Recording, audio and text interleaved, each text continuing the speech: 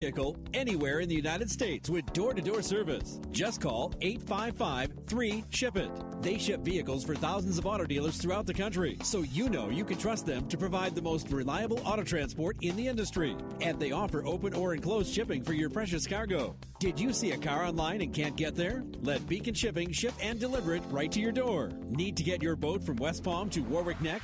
Beacon can do it. Call Beacon Shipping Logistics for transporting one car to an entire fleet. Call 855-3-SHIP-IT or beaconshippinglogistics.com for service that shines. Let Beacon Shipping Logistics take the stress out of your life. Beacon Shipping Logistics provides the most honest auto transport service in the industry. Beacon Shipping Logistics, your one source for transporting one car or a whole fleet. Call 855-374-4748 for a free quote or beaconshippinglogistics.com. If you or someone you know is addicted to drugs or alcohol, this could be the most important message of your life. Write down this number or store it in your cell phone, but call 1-800-452-1653.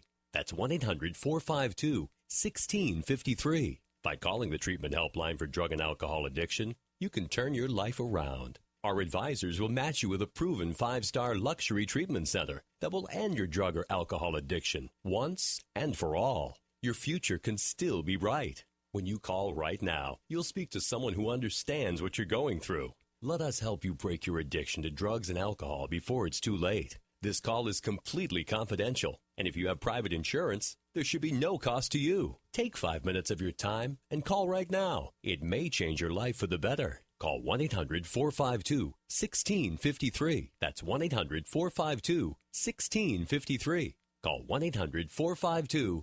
1653. What is it that makes Joe Marzilli's Old Canteen the most frequented and most popular Italian restaurant in Rhode Island? It's all about tradition. Tradition of family, affordable dining and quality food prepared to order. Generations of satisfied diners and their families have become repeat customers and making memories with every visit. Founder Joe Marzilli had a vision of having a restaurant where a family could dine affordably. Now head chef and Joe's son Sal continues the tradition and still prepares every meal individually and to order. Where else are you going to find a 7-course meal starting as low as $13.95? Nowhere. Only the Old Canteen can do it, and they do it with pride. It doesn't have to be a special occasion to enjoy a full menu of all your favorites, including incredible portions of veal, chicken, seafood, steaks, and lobster and pasta dishes. If you haven't been there, start your own tradition. If you have been there, make a date for lunch or dinner this week. Lunch and dinner served daily except Tuesdays. Call them 751-5544. That's 751-5544 for reservations. The Old Canteen, 120 Atwells Avenue at the entrance to historic Federal Hill in Providence. If you don't know where you left your wallet, but know your oil drain fan is in your garage, under your workbench, left-hand side by the filter wrenches, then CarQuest Auto Parts is for you. That's because CarQuest Auto Parts is for those who really know and care about their car. Right now at CarQuest, get 5 quarts of Valvoline Max Life High Mileage Motor Oil and a CarQuest Standard Series filter for only $23.99. CarQuest is serious auto parts. See participating stores for details. Visit the original Italian bakery in Johnston this weekend and get plenty of pizza chips for 99 cents, mini spinach calzones for any event, celebration, or even a bring to the air show. Open 7 to 7. Southern New England's leading talk lineup. Valicenti, DePietro, York, Cianci, Allen, and Bachelor. All day and night on News Talk 630 and 99.7 FM. WPRO. Now, back to the Coalition with Pat Ford and Dave Fisher on News Talk 630 at 99.7 FM, WPRO.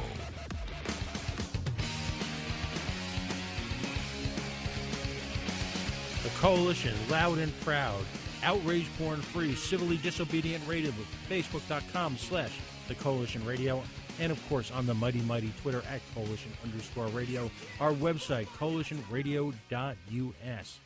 We already have up there last week's show with the fine people from the South County Tourism Council. Our friend Myrna made a hell of an impression here on the radio, pointing out again. I mean, we're even going to skip over that episode. You just liked her because she said Pat Ford for governor. Well, okay. And, you know, maybe I should announce right here. If I announce right here that I'm the Libertarian running for governor, does that mean I have to run? Like Link? You know, or is entertaining the possibility. Entertaining. You formed an exploratory. Yeah. Yeah, is that what we call it? At my age, those are sensitive terms. join us at all those places. And again, follow the links to our fabulous, absolutely fabulous sponsors. And Saturday night, what better way to spend a quiet late spring Saturday evening here in La Prave, scenic La Prave, at our friends the Halfway Tree Cafe at 152 Richmond. A little Jamaican food, get you in the mood for the summer, a little Jamaican brew, and it's all good, regardless of whatever indignities have been inflicted upon you this week by the hierarchy, the chief water buffaloes, the grand poobahs, the high exalted rulers, the so-ons, the idiots who run Rhode Island. The aristocracy. The aristocracy. Yeah, all right, the 1%. Dave, you had a point you wanted to clear up in terms of the Obaministas. Well, Joe brought it up during our last segment on the phone, and I think that there's this idea, and I think he's right to a lot of extent, that politicians are kind of empty vessels. People tend to see in them what they want to see in them. You know, they saw in Gina Raimondo not only the first female governor, but, you know, this take charge chick who was going to come in and, you know, really, you know, crack the whip and cut the corners and slice the budgets and do all this stuff. And brighter brights, whiter whites. Right, but you know, as much as she projected that image, I think that people project it on her as well. And I think people do the same thing to presidential candidates, to, you know, any candidates for the most part. Well, I mean, today, if you're following the national news, and for those of us outside of Rhode Island, there actually is a national government. There is a world. Wow. I think back to that New Yorker where the border of the world seemed to be the Hudson River. I think people need to understand that when you get past Foster, that there actually is a country out there. But skip Connecticut if you can. Yeah, true. Mr. O'Malley, the much maligned, actually not maligned enough, former governor of the great state of Maryland, who was also the mayor of Baltimore, is running on his record of urban renewal. Now, I'm no fan of Billary, but is that the let's look at it from a Democrat's perspective. You've got the guy who gave us Baltimore. Right. You've got Hillary, who gave us nothing. Right. And you've got Lincoln Chafee. And, well, Bernie Sanders, too. Right. So where have you gone, Lincoln Chafee? A nation by just lonely eyes to you. Wow. So, you know, it's not just here in Rhode Island. I mean, we're Rhode Island-centric. We obsess over our own little gene puddle here. The idiot factor is out there living large. So as you watch the Democratic coronation process take place, you know, in terms of Hillary, I guess there's a number of political thrillers you can watch. Usually they include assassinations if you listen to our friends over on the 10th Amendment side of the argument. And in the case of Mr. O'Malley, one need only do a binge watch of The Wire to understand just how effective he's been. You thought The Wire wasn't a documentary. No. It is a documentary. So getting back to Little Rhodey here. Now, you see, it's funny because, you know, if you're old enough, you remember the Carol Burnett show as a funny, wholesome family comedy. You know, there was a little bit of biting sarcasm in there. And a recurring skit with her and Harvey Korman was a takeoff on a now classic soap opera, except that they renamed it As the Stomach Turns, which I think is a really apt discuss, you know, if you will, an apt metaphor for what goes on here on a day-to-day basis. So, yet, as we projected in our Facebook marketing today, the news cycle here is so vicious and so fast, we've already forgotten. And yet, there seems to be, it's sort of like one of those Academy Award montages. It seems like we need to almost kind of take a little trip through time, even though that trip through time is about 4 months. But remember the Taylor Swift tax, which, by the way, TaylorSwiftTax.com will bring you to the Coalition webpage focusing on that, where we engage in our own little bit of advocacy journalism, as the cognoscente call it. Cognoscente, huh? All right, yeah. So remember, you got that word at the day calendar, don't you? Yeah. I got big words disease, like some of our politicians up there who are hell bent to impress us with their vocabulary. The Taylor Swift tax, that seems almost funny in retrospect. If you run government like our Governor Raimondo seems to, where it's, come on, Judy, let's do a show. And Mickey and Judy all of a sudden break into interpretive dance and a spontaneous chorus line right there in the middle of the judge's garage.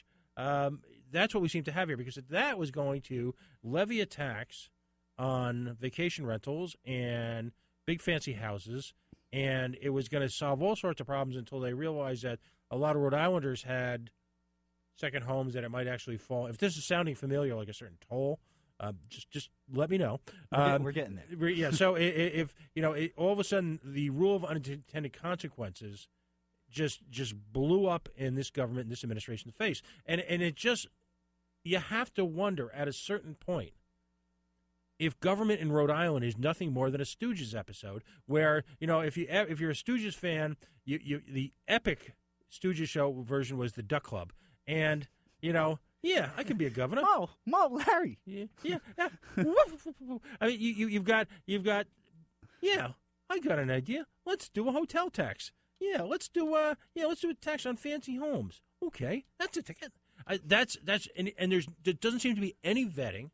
There doesn't seem to be any thought process behind it. There doesn't seem to be any, due diligence, investigation, analysis of the possible impact of any of this.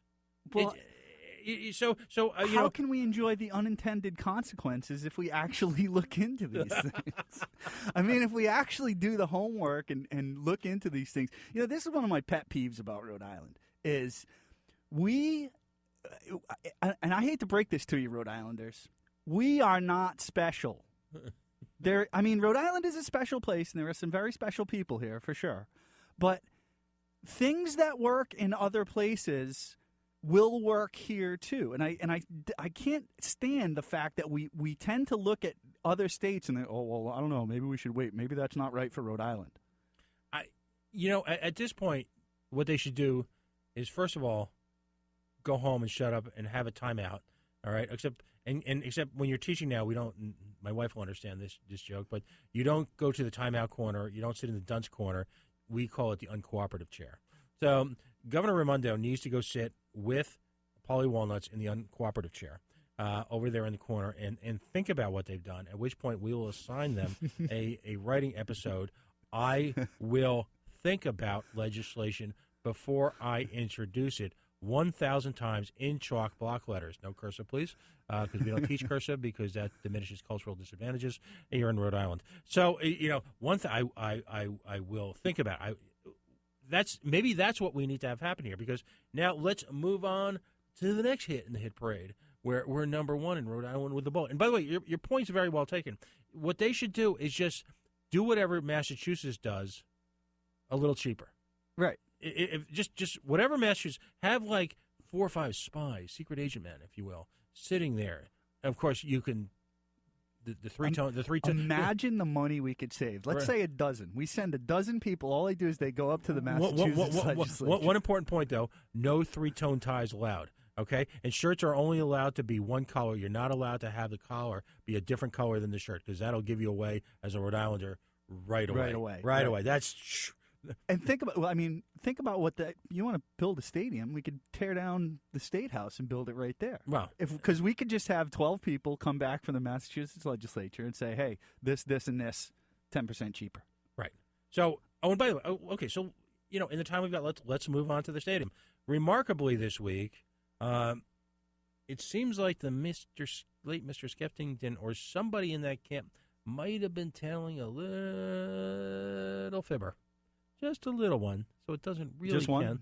A little, what do we call it? We don't use the L word anymore because lie would be judgmental. All right, a little.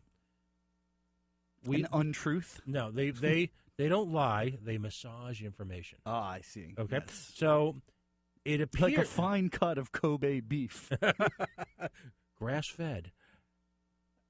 It turns out that Worcester said no. Not 1 penny, not 1 shekel, not 1 red cent, nada, nothing, zero, zip. Or, in the words of one of our philosophical heroes on the coalition, Dean Wormer, 0.0. All right?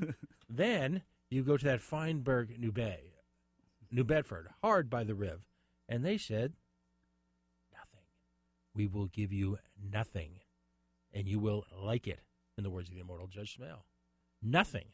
So I'm still waiting for these other communities that are vying for the Paw Sox. They would have had us believe that there were cities all over the Northeast clamoring. Yeah. clamoring to be the new home of the Paw Sox. You ready for this one? A veritable